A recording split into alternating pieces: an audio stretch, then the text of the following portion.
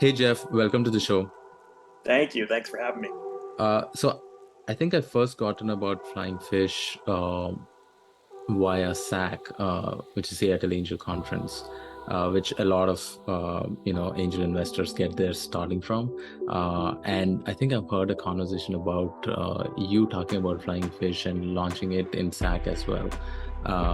But I've heard Flying Fish around, I think in one of the meetings, I think John invited you or he was talking about you when I first was exploring angel investing in Seattle. So that's how I first got to know about Flying Fish. But then obviously there are few venture firms switch to thesis investing based on AI and ML, which I try to focus on a lot. So obviously I've been tracking your portfolio and the work you are doing here in Seattle. So that's my initial first reaction, and I want to talk about all those things. But I think a good place to start the conversation would be your background and especially your career at Microsoft and how that has been like. Sure. Yeah. I mean, I think that my career at Microsoft really was the thing that prepared me to do what I do now.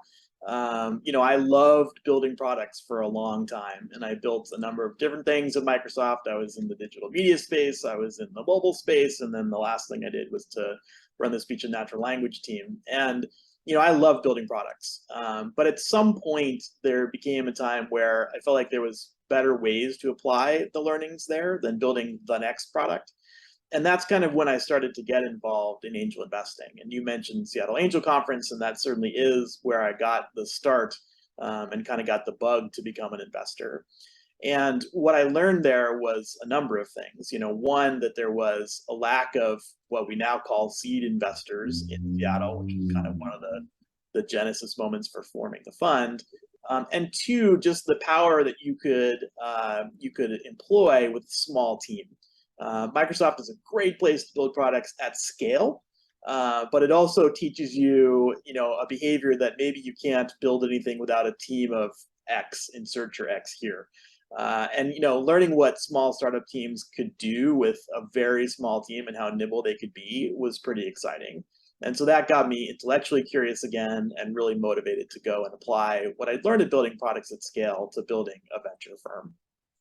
Did you have that sort of like an imposter syndrome when you like first went into the investing side of, and because it at least to me it's there's always this imposter syndrome of, okay, I never really created a company but I'm making this judgment call of whether this company works out or not. Did you have that sort of a reaction in the initial days?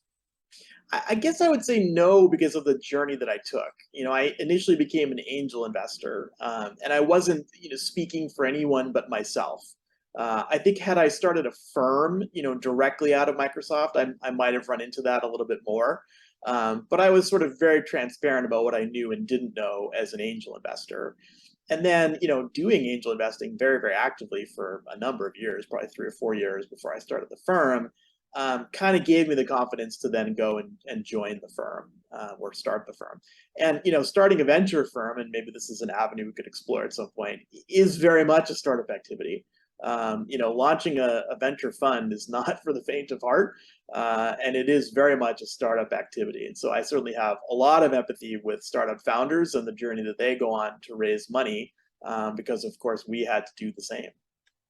Yeah, I've met some founders who always say, they're just, raising money and investing. So they're not actually founders. But when you look up closely, you're actually, at least for a startup, you have a specific idea that, we have this product that you can show, but then to pitch a venture fund is basically you're pitching your decision making. That, hey, we have a better decision making skill and we have the network and we have the wherewithal to do that. So it's always a tougher pitch than an actual startup pitch because there's some level of expectation that there's an MVP stage, there's not much there. So we're doing a seed or pre-seed investment. But if you're doing especially a first one where you don't have enough reputation already, I mean, most of them are angel investors. And if you have a good track record as an angel investor, it might ease into it. But still, a lot of people who are raising first one, it's a very uphill battle, at least from the ones I've seen.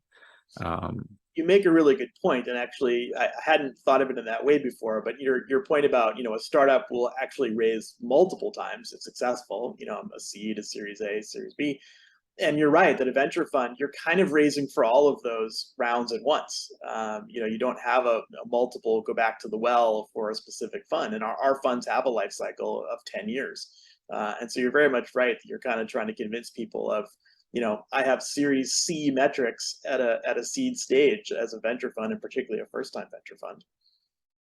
Stepping back a little bit, so what was your angel investing experience like? What were the sort of the early types of companies that you were looking at? And I know the venture fund itself is now focusing on AI and ML. Like, what was the trajectory from getting out of Microsoft to doing angel investing specifically?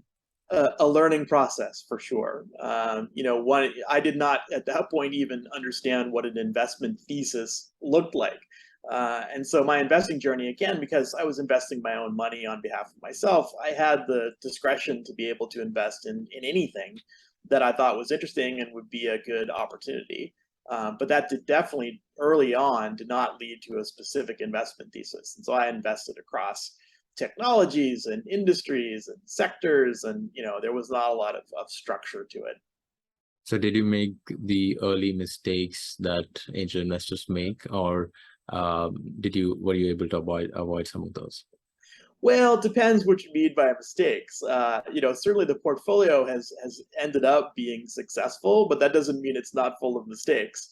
And so I would say, yes, definitely made some early rookie mistakes. I think one of the things that was imparted to me, and I didn't fully understand until it actually came to pass, was sort of the need for reserves and the need for pacing. It's true in venture too, of course, but angel investing is a really long-term, long-time horizon investment, and liquidity comes very slowly. And so if you expect to make a certain number of investments, you better expect for that money to be tied up for quite some time. And so it didn't take me long before I was looking at, the personal balance sheet and going, not sure I have more capital to make new investments. And what is that sort of like the triggering movement? At what point did you realize that maybe there's my next gig is going to be a venture fund? Like, what was the real motivation there? Yeah, really just an insight about the market. What I was seeing in investing in these great companies at the very earliest stage was they could successfully raise here for what we would call a friends and family or angel round. But then they really struggled to raise an institutional seed. At that time, there were very few funds locally that would invest. And when Seattle companies went to the Valley, they would run into headwinds. Both of the nature, hey, you're not from our community, our network, we don't know you, we don't have the reference points that we do for other founders here. So it was harder for them to raise in the Valley. And B, there were some investors here. And so the Silicon Valley investors would often say, well, why didn't you raise from X or Y? The very few number of funds that were here. And so that again put them in a disadvantage in raising from Silicon Valley investors. Or we would see companies be forced to move to the Valley to get funding. And so that just didn't seem healthy in any dimension, especially here in the backyard of Amazon and Microsoft and all the amazing talent that's here. And so that was the insight, was how do we help great companies that are local get funding locally, at least through the seed stage? Because it does seem that at Series A, the Valley companies in particular will pay attention. And so that seems to be a round that can get done sort of, from the Valley or from other geos. But seed is really kind of a hyper local business. So right now, where does the firm stand? Like, how many funds have you raised, and how many companies have you invested? And sort of how did the thesis sort of evolve or change, or it remained constant all through this? We're on our second fund. We have invested in roughly 35 companies. The thesis has expanded a little bit. So the core focus on artificial intelligence, machine learning, both platform and applied, has remained the same and likely will remain the same for the foreseeable future. The expansion has been, while in Fund 1 we were very focused on pretty much exclusively the Pacific Northwest, in Fund 2 we've expanded that to be really all of North America, or at least be open to all of North America.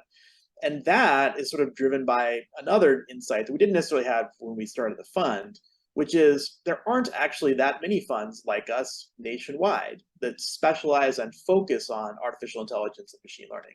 There's lots of great generalist funds that do AI investing well, but there's very few of us that actually focus on the area. And so that has caused lots of inbound to us from across North America. And so we've leaned into that. and invested in great companies in other geos as well. So just focusing on the thesis part of it, you're investing in AI and ML companies. I remember a time when AI and ML was just recommendation systems, right? And now we're seeing chatter about, DAL-E, GPT-3, and there's some controversy around, a lot of companies now have full self-driving products, both Cruise, Waymo, and Tesla, claiming to have a full self-driving product, all intersecting with AI and ML as a tech category. So in the state of like the AI and ML world, like how do you see where the category in general is? Like where do you think is the opportunity as well? I think we're very much still in the early innings. I think we've come into a phase where there have been lots of great commercial deployments of deep learning in particular, and the various flavors that takes, that have driven real economic value, and certainly self-driving cars is an example of that. But I think we're still in the early innings. We talk a lot to research facilities that are working in the space, and still the systems are very, very brittle. Require lots of training, lots of data. Data is key in AI, of course, but to some extent that's a limiting factor. And so there are huge advancements in the academic space of how to train systems with much less data, or do transfer learning or the like. And so I think those things will bear fruit over the next, coming 10 years, where we'll look back at this phase, while it has been amazingly expansive in terms of AI deployments, as really, kind of just the beginning. So in terms of products that you're seeing coming out in the category, what are some of the examples in terms of applications of AI? Because like, let's say, full self-driving is one of the applications, right? And we've seen Spotify and the Netflix of the world using recommendation systems as, applications. For me, at least, I think the best AI and ML products are the ones where customer actually never knows that it's AI and ML, like, Canva introducing that feature of removing background, or AI computational photography that Google starts doing, which everyone uses, but no one thinks about it as AI and ML product. So those are some interesting products for me. I'm curious, like, what are the early stage companies right now pitching, at least in terms of ideas and products? I think you're absolutely right. I think the more mundane productivity advancements are the ones that are, maybe driving more value than the more high profile things, like Wall-E and GPT-3 that are out there today. And so we look at industries like banking. Unbeknownst to most users, large banks have thousands of AI models that are deployed against a number of different scenarios, like credit scoring. When you apply for a loan, almost certainly that's going through an AI algorithm. So, that's kind of the more mundane, and to your point, not really visible to the end user, but drives a bunch of productivity improvements. Little things in the Office product suite that you don't necessarily think of as AI, autocomplete and that sort of thing. Just little advancements in productivity, all driven by AI, but not necessarily touted as such. One of the things, I mean, we've seen like in last 4 to 5 years is we've seen a lot of exits, whether it's, a lot of late stage investments turning out to be exits for early stage investors, like seed and pre-seed investors, or, the number of IPOs. So I was curious, like from your vantage point, what does a good exit mean for you as a firm and as an investor? VC is very much a hits business. This is axiomatic. People, know that that's true, but don't necessarily know how to quantify that. And so the way that I would say it is, for an early stage VC, especially like us at the seed stage, we're pretty much underwriting an investment to be able to return 50 or 100x. Now, of course, most of them won't do that. Very few of them will do that. But that's kind of how you have to underwrite it. You shouldn't be putting something in the portfolio under the assumption that it will be a 2x or 3x or 5x. That may be where it ends up, but you have to underwrite it to it can deliver those kind of gross multiples that a fund needs, 1 or 2 or 3 per portfolio. Just zooming in a little bit more into the fund, it's always a little bit different, each firm, making its decision. Like, for example, there are certain, I've seen firms which have like 10-point step categorization where, each point has a certain score, and if you don't pass the threshold, will not make a decision.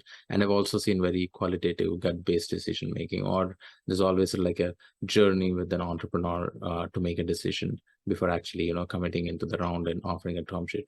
Like, what does that process look like at your firm? I think we're maybe a blend of those things you described.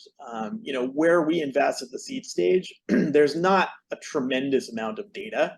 And so things that you can do at the later stage, which are much more quantitative, things like discounted cash flow analysis and whatnot, we don't really have those tools. And yet there's enough to sink our teeth into where we do kind of put a mental model together as you described. I mean, we don't have a formal 10-point plan or a formula, but it does kind of result like that. You put together, what is the market opportunity? What is the team? What is the product they've built? What's the traction they currently have? What's the valuation of the deal? These things all do kind of go into a mental formula that comes out with a mark that is, does this get over the bar for us? Now, that's not quantitatively done in our decision-making process, but it is kind of qualitatively done. And so, for example, it might be the case that a team and a product that they've built is so strong that will overcome the fact that they actually haven't shipped the product yet. It's pre-MVP. There is no revenue. There is no sign from the market yet that the market cares about this product. But we might be, so convicted that the team and solution are such that we're willing to make that investment. Conversely, we may be less convinced of those things, but traction carries the day. They've shipped it, and customers are adopting it at a pace that shows that, while we may not have had conviction on just the team and product, the market does. One another sort of related to operating a venture fund is you get the unique vantage point. I think very few people get is what are the LPs thinking, right? And we have seen the markets have shifted last 6 months, I guess, and there's been interesting investments in startup space, both like Web3 being a big one, and we're seeing a little bit step back. I think August was probably one of the slowest months in VC in general across all categories. So I guess my question is, how is the LP side of venture reacting, and is there any chatter about the asset class in general? Like what are you hearing from your own LPs or like talking to other fund managers? I think it depends on which type of LP we're talking about. I mean, LPs and venture funds take a very broad range from individuals, high net worth individuals, to family offices, to foundations, to endowments, to pension funds. And those are all very different LPs. I think that the bigger institutions, tend to be pretty heavily invested in venture and are not necessarily looking to add to their rosters, and B, very long-term investors, and so are less reactive to, minute trends and micro trends in the market, and take a very long-term view. So while an institutional LP may say, there's something to this Web3 space or this crypto space, and so maybe we should seek to get a little bit of exposure there, it's much more of a longer process. Individuals and family offices tend to be more reactive to the trend of the moment, and that's not a judgment on either of those groups, right? That's just the normative thing we see in the market. And so I would say in the individual and family office space, there definitely was kind of a rush to Web3, rush to crypto. We'll see where that lands. I would say neither of those is looking fantastic right now. But again, those are in the very early stages as well. So in terms of, since we are talking about Web3, have you guys actively seen, AI plus Web3? Or I guess, I can't not talk about Web3, have a VC on my podcast and not ask about, what is happening in Web3 and what's your take on it. So I guess, what do you think are the primary use cases at this point? Because I think as the industry and everyone is starting to question whether the investments, which are pretty huge in terms of scale at any scale, and we haven't seen more than, I would say, 2 or 3 legit use cases coming out of crypto. So I guess what's your personal take on the whole VC and crypto space? That's the critical question, isn't it? What are the use cases?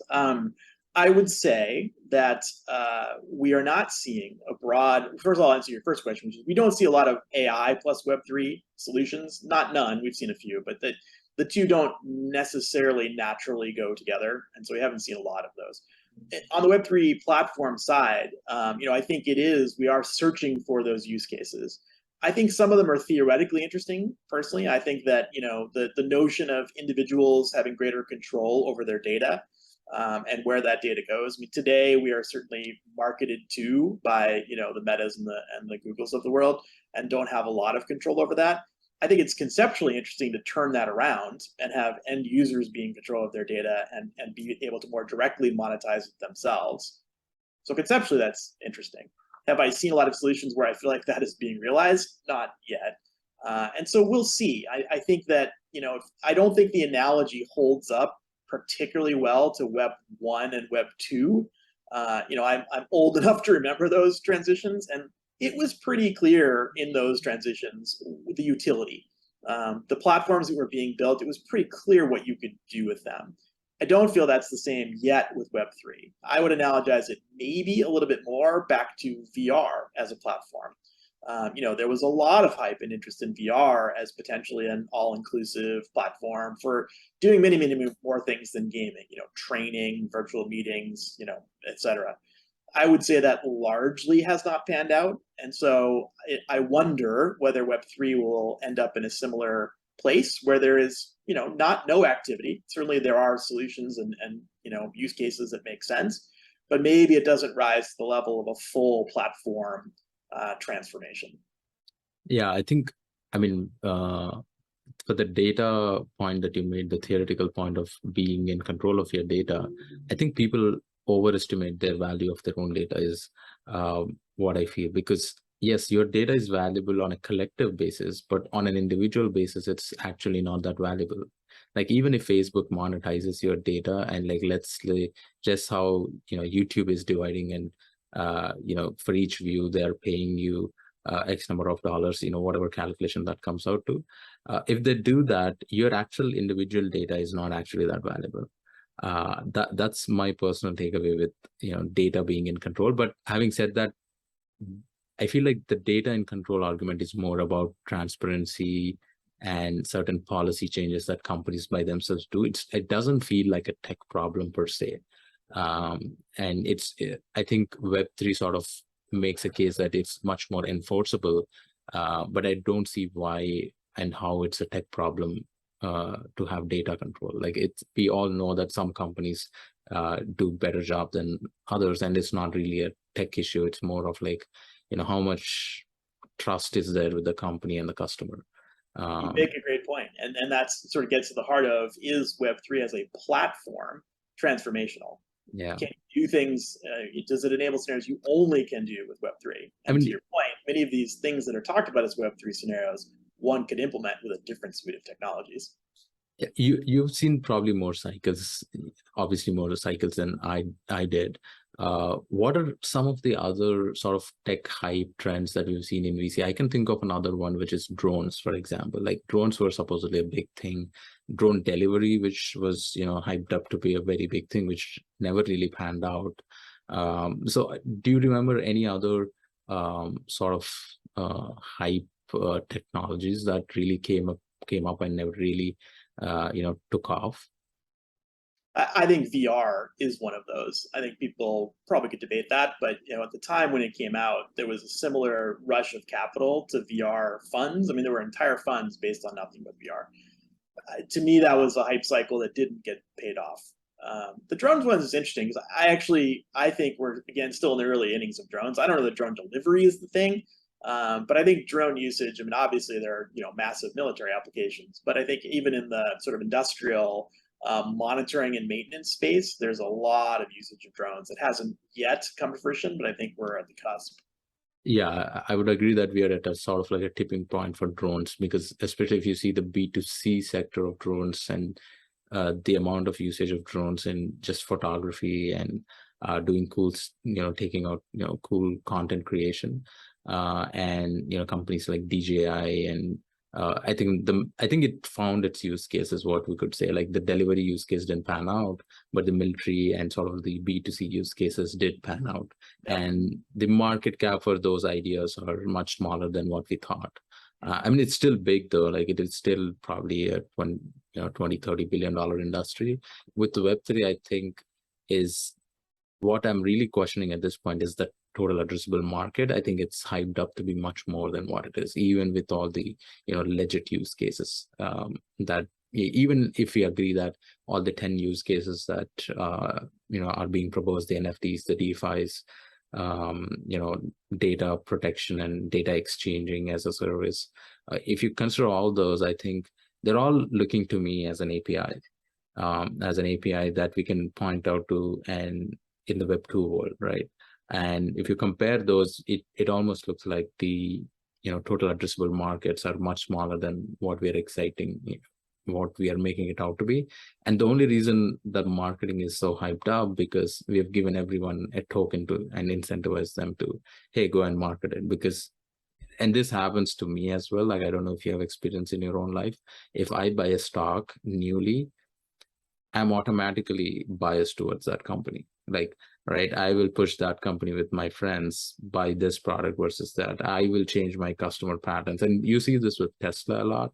Like people who buy Tesla will tell you that they have a Tesla and you should buy it. Same with the ones who have Tesla stock. And we can talk about the dynamics of Tesla as a company and the product, but that sort of like psychological effect is now sort of commodified with tokens. Like if you give a token, now you're intellectually, it makes sense for you to promote it because you own it, right? You have that sense of ownership. So I feel like that psychological trick is such a big important part of crypto. It sort of gives you that a sort of evangelism.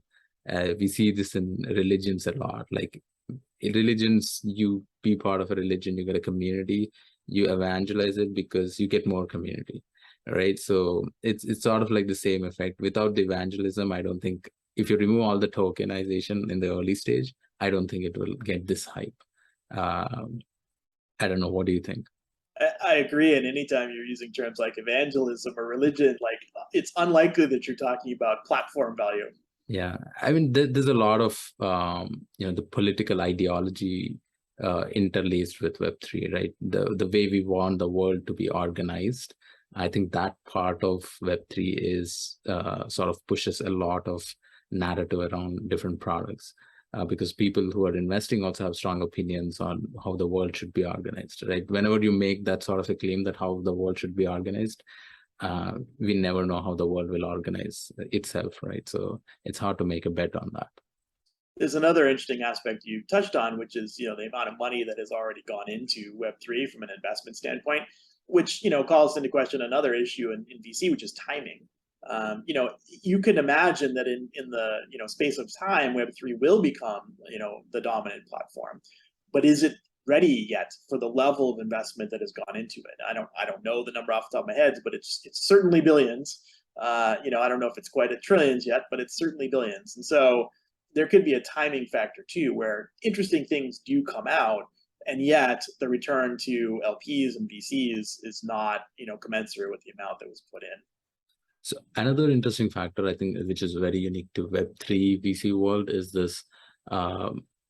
Since you're not buying equity, you're also buying into the token concept, which means that you are making your stock public not later in the day, 7 years down the lane when you go public, when you're going through SEC regulations and doing all the preparation for it, but you're doing whenever your product is ready or sometimes before it, right? And it incentivizes investment and short-term investments for VC.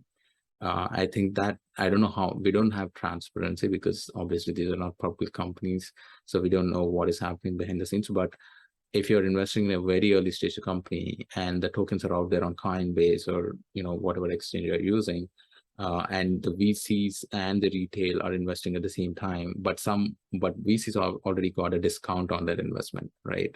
And they are eventually controlling the liquidity because they have the largest proportion of it. So the dynamics is very interesting to follow. I don't know if all of it is legal, because considering it sounds fishy. I don't know if it is actually legal, and I don't know how that would affect. And if you have seen pitches where in the fund administration side, because it's sort of in a different gray area where you're operating with securities, unlisted securities. So I don't know what your thoughts on that are. No, I agree, and I think some of these things, of course, are untested, and we won't actually know whether they're legal until they are tested. And so, just for our fund, because again, this is not our thesis, it's really AIML, we would never buy tokens. If we were to do an investment in a Web3 company, we would always seek equity specifically. But that's a decision our firm has made. Obviously, lots of other firms have made different decisions.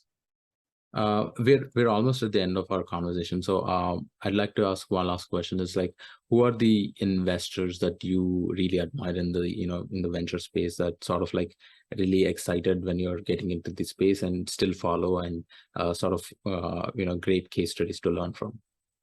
I think there's a couple dimensions to that. One is local investors, and obviously Madrona has blazed a trail for Seattle, and thank goodness they've done that. They put Seattle on the map in a big way, and have nothing but respect for them as a firm. And then Sequoia, is kind of the most obvious shining light example in venture, and just what they've done from a brand perspective over 50 years is incredibly impressive. Obviously, there is nobody there who was there at the beginning. And so they've managed to make, multiple transitions of their partnership while still maintaining amazingly high quality and an amazing brand equity. And that's, something that I look to and say, man, we're just at the beginning of our journey, but how do we aspire to do that, 10, 15, 20 years hence? Yeah, the transition Sequoia made is, I think, also interesting, because firms are generally like 3 or 4 people who have built up this experience, and like translating and transitioning that next generation is where most VC firms actually, sort of go slowly downhill, because those people are not there. Jeff, thanks for coming out as a show. Really appreciate it. Thank you very much. Thanks for having me.